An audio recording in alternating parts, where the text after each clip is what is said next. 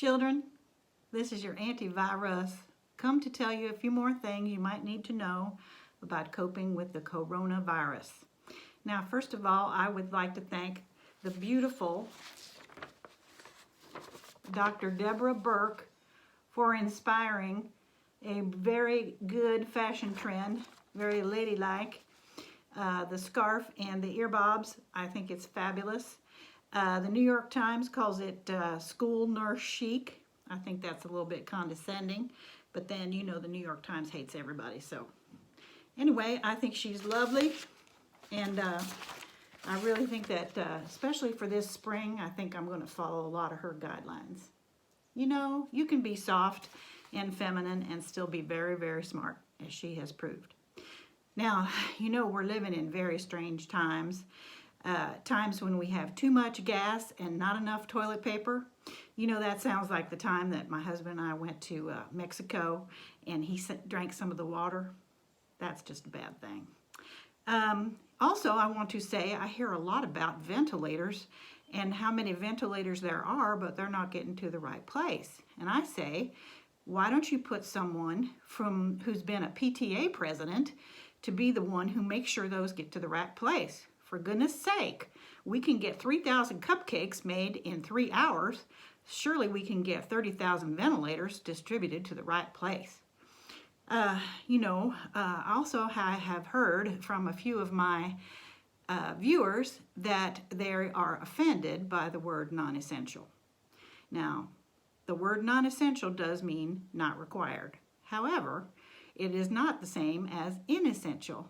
Inessential means doesn't have any existence. So what I would say to you is, remember that non-essential is not the same as inessential. And the government's going to make it up to us, they say. The check is in the mail. Speaking of non-essential, did you hear that Prince Charles and his wife Camilla have the coronavirus? You know, that's actually making Meghan and Harry look like geniuses because they socially distanced themselves months ago. So, sorry, Auntie, bye. I shouldn't be ugly.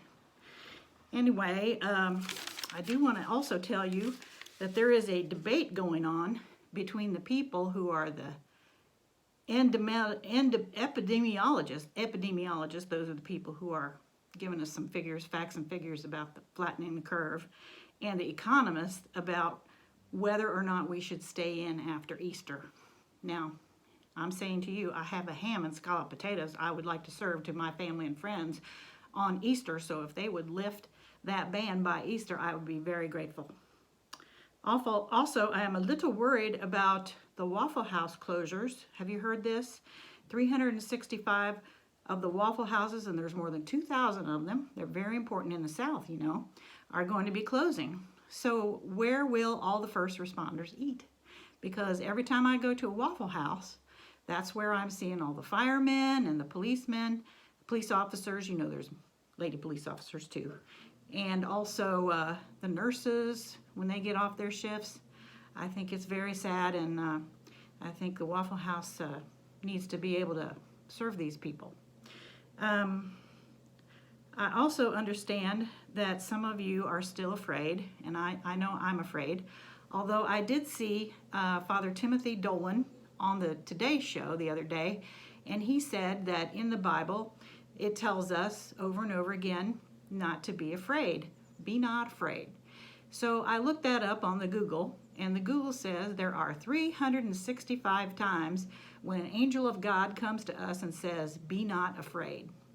Well, 365, that's one for every day of the year. So if people told you something once a day for a whole year, you'd believe it, wouldn't you? So I'm just going to jump ahead and believe it. So also I have a little tip for you, a little diet and exercise tip. The diet tip is keep a glass of water by your side all the time. And when you get hungry between meals, you take a big, big sip of that water, and in fact, drink as much of it as you can.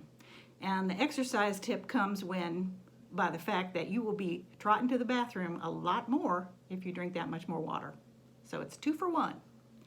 So thank you very much for coming and visiting with me today.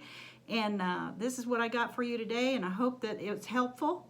I hope everybody's finding ways to be productive at home. I know it's a challenge. I know you'd rather lay around and eat Fritos like I would, but keep that glass of water by you. Maybe that'll help.